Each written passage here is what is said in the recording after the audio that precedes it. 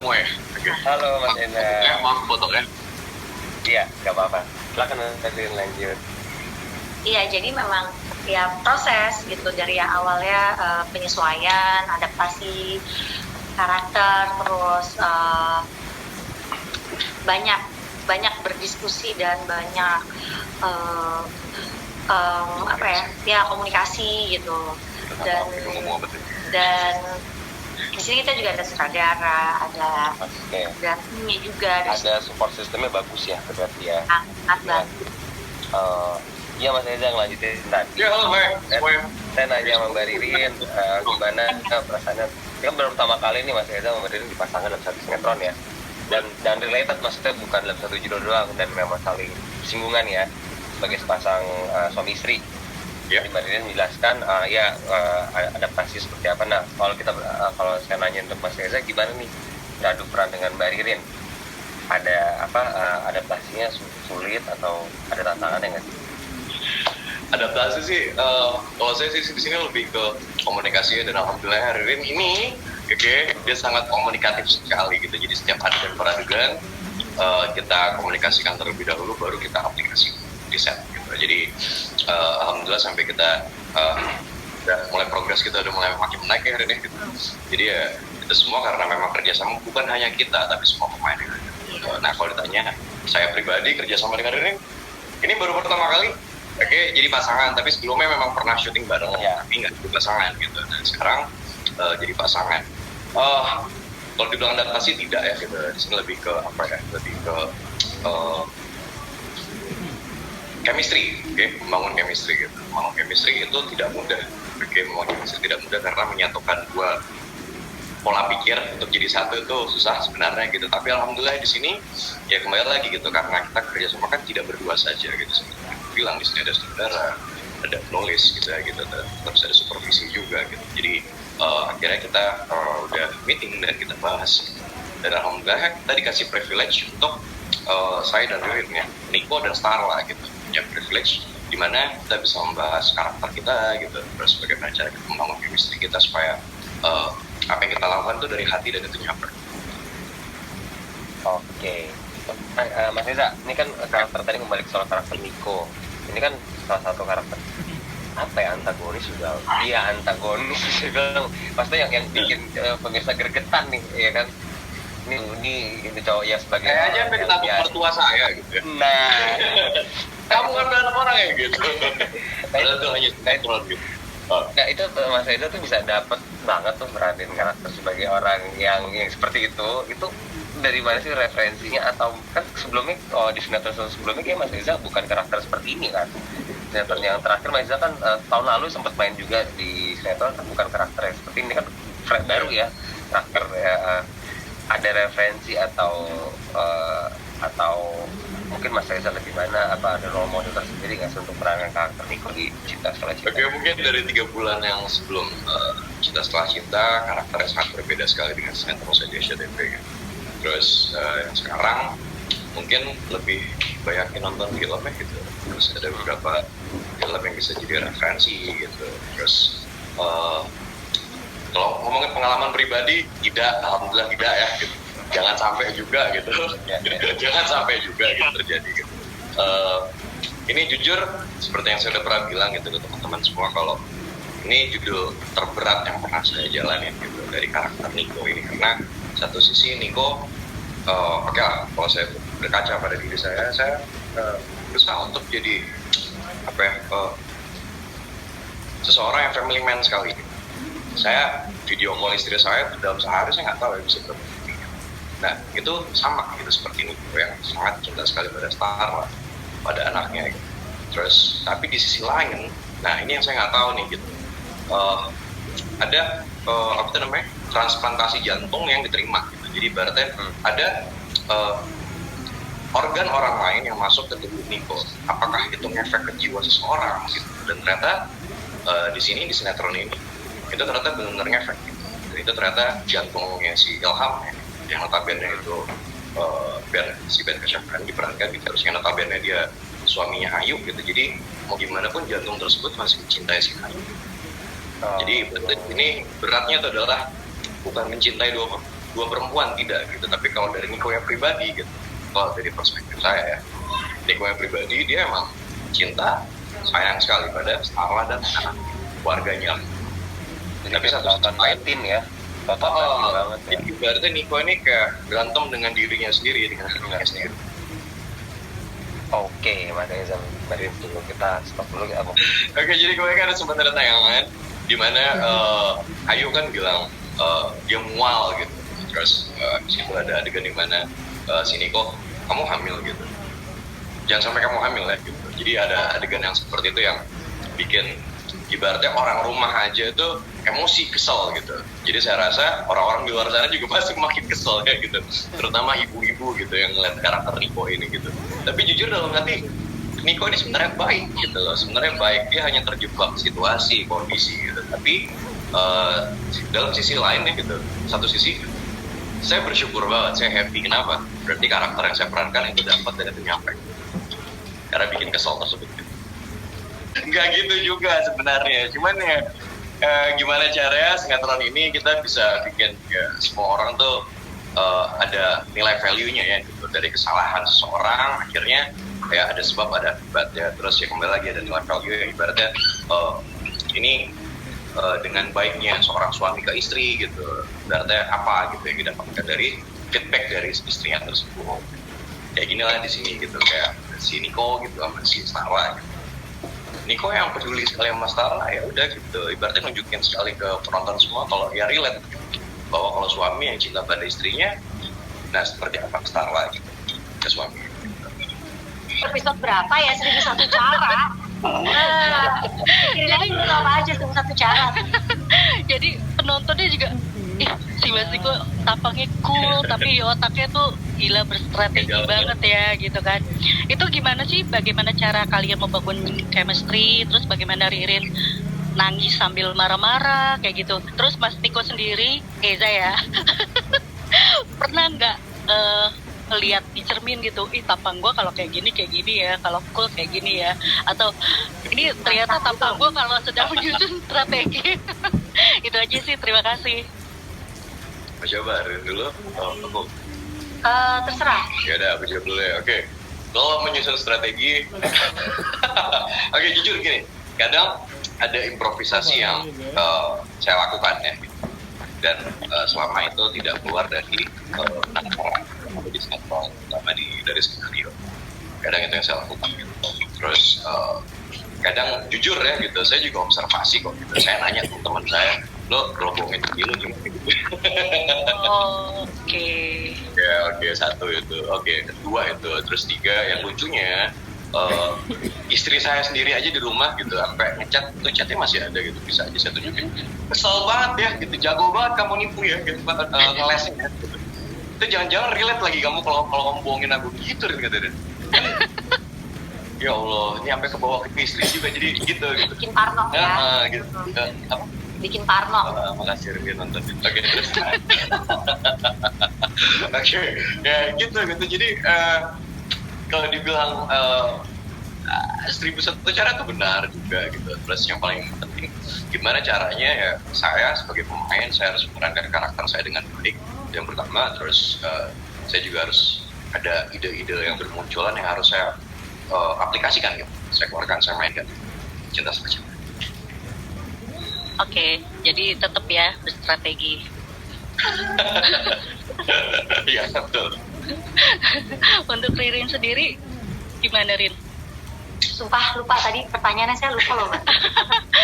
Semalam itu kan kayaknya asik banget gitu. Pendalamannya Ririn tuh sambil nangis, sambil marah-marah, terus kayaknya apa ya, drama juga gitu kan, dan mimiknya baik-baik tapi kayak gitu. Terus itu gimana cara Ririn untuk mengembangkan aktingnya itu?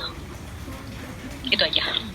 Biasanya kan kalau pendalaman emosi gimana ya, gini, makanya kalau gunanya kalau pemain tuh memang harus baca skenario dulu dan memang harus paham apa dari awal semuanya. Jadi setiap ada konflik kita paham gitu sebab akibatnya, kita paham juga kemana arahnya, terus terutama tingkat rasanya gitu. Walaupun dengan sistem kerja yang kayak begini nih yang kita kejar tayang gitu, kita nggak punya persiapan waktu yang banyak gitu untuk melakukan itu semua, tapi minimal kita tuh tahu gitu level emosi yang mau dicapai. Nah dari situ kalau udah sistem kerja yang cepet kayak begini, kita biasanya langsung on the spot ya dengan tim penyutradaraan, dengan tim lawan main, semua, karena semua itu tuh buat aku tuh berperan semua, jadi nggak cuma antara 1-2 orang. Sebuah cerita akan berhasil kalau semua yang di dalamnya itu mencurahkan energinya yang sama. Nah itu terjadi di sini. Jadi kalau masalah level emosinya bisa seperti itu dan bagaimana kemarin ini pure memang karena ya kita memang memahami ya itu tadi kayak cerita tersebut dengan level emosinya itu yang mau dibawa kemana, mau seperti apa, itu harus tercapai di situ. Kalau nggak tercapai juga pasti sebagai pemain kita juga kan ada yang menjaga kita kan, yang menilai kita kan, tim penyutradaraan juga pasti akan ngomong gitu, level emosinya begini, kejadian sebelumnya ini dan itu gitu. Jadi itu dia kenapa tuh ya tim gitu ya, terlepas dari wah levelnya gimana ya, kalau dia anggap oh dapet nih emosinya, berhasil nih menyentuh perasaan banyak pemirsa dan penontonnya ya, dia bersyukur, berarti usahanya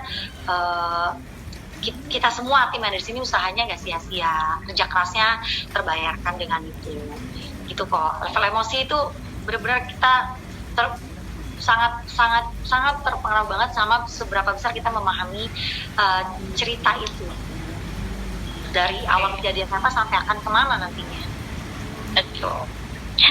Untuk Mas Niko pilih Starla atau Ayu?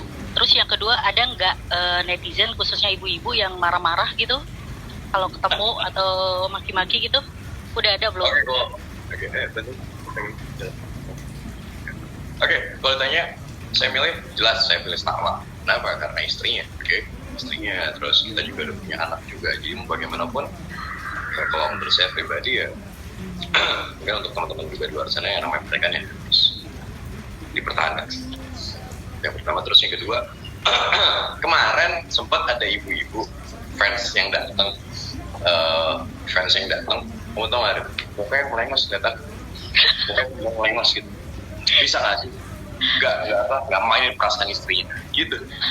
Allah, bukan saya itu presiden, itu Niko, bukan saya gitu. Biasanya kalau korban-korban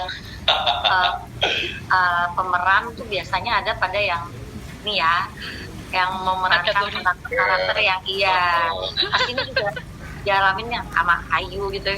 Kalau gue selama ini kayak cuman ya aman, masih tahap yang seperti itu. Coba bayangin kalau yang memerankan yang pengacaunya pasti ya udah. Sama ini satu hal lagi nih gitu. Saya kan terbiasa bilang astagfirullah gitu. Jadi ada banyak banget komen-komen yang masuk di Instagram saya. Lo kan selingkuh, nggak usah pakai astagfirullah katanya gitu.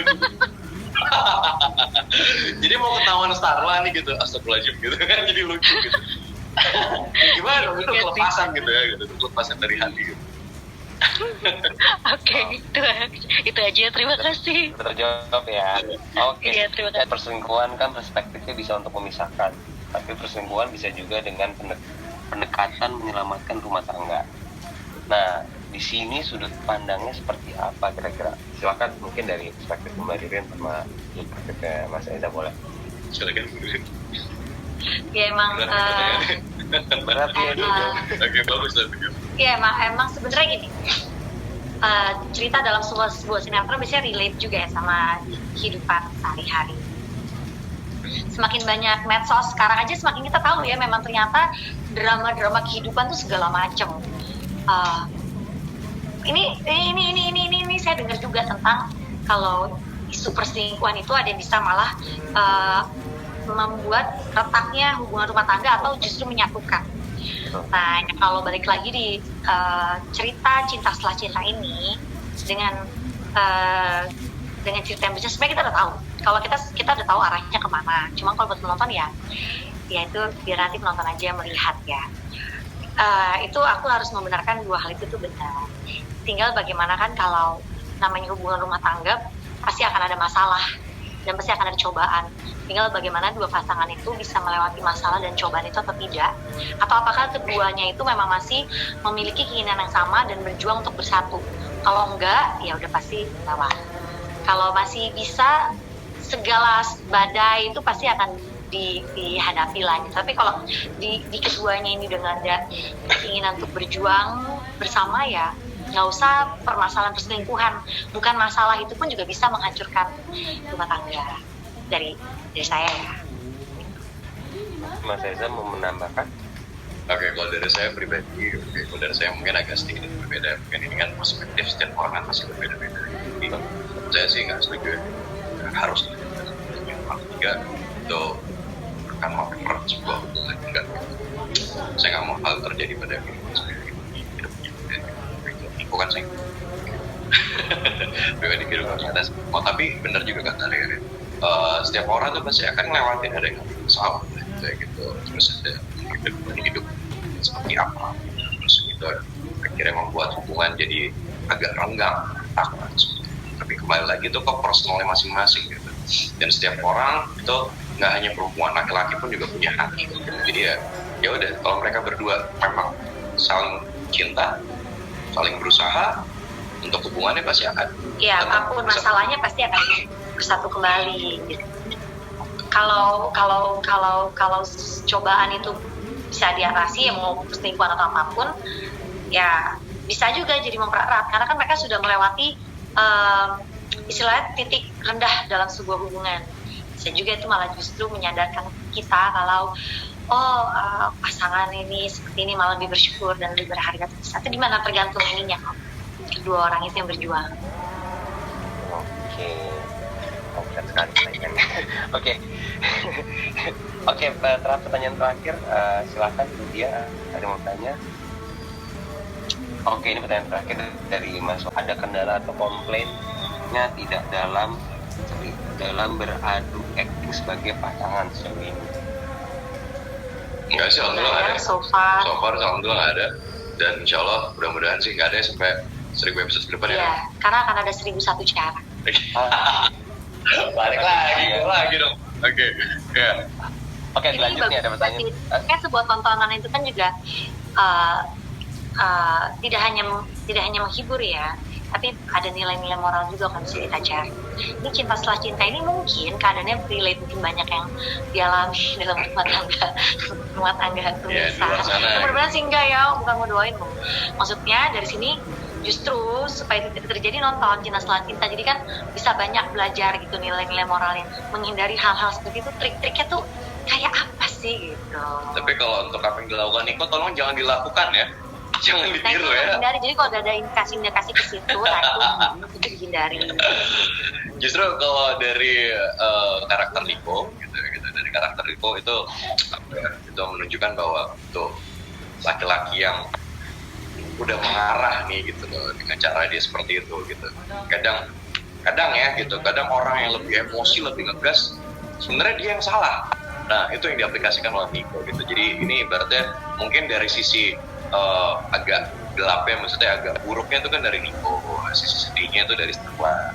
Sampai kadang ada juga ya kan yang komen-komen, Rin, ibaratnya saya ngerasain kok gitu apa yang dirasain sama Starla. Oh iya, komentar-komentar pemirsa itu menjadi ini kok, menjadi masukan juga buat tim gitu, karena jadi tahu relate yang mana, apa yang mewakili perasaan penonton tuh apa. Oke. Silakan duluan. Oke, jujur ya, sebenarnya dari awal juga saya terima judul ini Cinta Setelah Cinta. Saya bingung nih, ini pengertiannya apa lagi? Dan ternyata setelah ini udah berjalan, sekarang itu udah masuk episode 30 sekian ya? Udah 38 ya udah tayang kayak 38 gitu. Pelan-pelan akhirnya saya udah mulai paham gitu tentang pengertian cinta setelah cinta. Jadi saya memang cinta istri saya, cinta setelah cinta. Akhirnya setelah dengan ada problem gitu apa segala macem, terus sampai akhirnya dia menyadari gitu kalau memang yang namanya cinta tuh ya jadi lupakan. Mungkin kadang ada sesuatu hal yang menarik di luar sana. Kadang ada kayak kiasan lah ya gitu, rumput tetangga nggak jauh lebih menarik, apalah bla bla bla bla bla gitu. Nah itu yang dirasakan oleh Niko gitu. Nah jadi kalau menurut saya mengambil dari Cinta Setelah Cinta ya kita harus menghargai cinta. Cinta pertama itu, cinta pertama maksudnya istri ya gitu. Istri itu ya kayak paling utama dari cinta. Kayak, padahal rumput yang di rumah lebih hijau. Oke. Kalau saya sendiri gini nih, punya tambahan. Ini juga ya dari arti cinta setelah cinta. Itu seperti sebuah harapan. Hampir kebanyakan orang kita merasakan cinta, lalu tiba-tiba kita dirusakkan juga oleh cinta. Terus nanti dibuai lagi oleh cinta, dirusakkan lagi oleh cinta. Jadi ingat, sebagai manusia, emang perjuangan hidup itu nggak akan pernah berakhir. Perjalanan hidup yang panjang itu perjuangannya terus berjalan. Nah, tenang.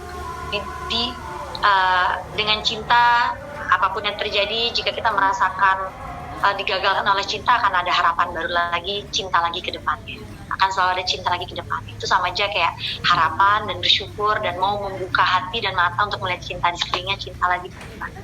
Gitu. Luar biasa sekali, Oke, statement dari Mbak Ririn itu sudah itu mengakhiri interview kita dengan media karena Mas Eza sama Mbak Ririn harus syuting lagi ya, bener ya? Oke, terakhir boleh harapannya untuk sinetron Cinta Setelah Cinta, silakan dari Mas Eza sama Mbak Ririn. Oke, harapan saya gini, tolong ambil yang baik-baiknya dari Cinta Setelah Cinta ini, jadi kesampingkan yang buruk ya. Terus hal-hal buruk mungkin ini kan apa yang kita kerjakan di sinetron ini ya, Cinta Setelah Cinta ini kan banyak hal yang terjadi di kehidupan nyata di luar sana, relate ya gitu. Jadi ibaratnya semoga nilai value-nya, nilai apa moralnya gitu, banyak banget yang bisa diambil gitu nonton gitu ya gitu. Jadi semoga apa yang kita lakukan di sini, yang kita kerjakan benar dari hati itu bisa sampai ke hati penonton juga. Jadi dengan ada Cinta Setelah Cinta ini, semoga semua pasangan di luar sana itu semakin mencintai pasangan kalian, terus juga menghargai sebuah keluarga, dimana di saat kita udah berani memutuskan untuk menjalin sebuah hubungan gitu, gimana caranya perjuangan hubungan tersebut, terutama soal anak gitu ya. Di sini juga ada urusan soal anak gitu. Jadi supaya penonton juga tahu gitu, gimana perasaan. Oke, Mbak Ririn mau menambahkan? Udah terwakilkan. Iya, Sudah terwakilkan. Iya. Siap. Oke, sebelum kita closing banget, promo dong Mas Eza sama Mbak Ririn di sinetron PSC. Boleh berbarengan, boleh bergantian. Silakan. Saksikan sinetron Cinta Setelah Cinta Oke, setiap hari jam 19 lewat 10 hanya di SCTV 1 untuk semua. Terima Thank kasih you. Mbak Eza, Mbak Ririn atas waktu.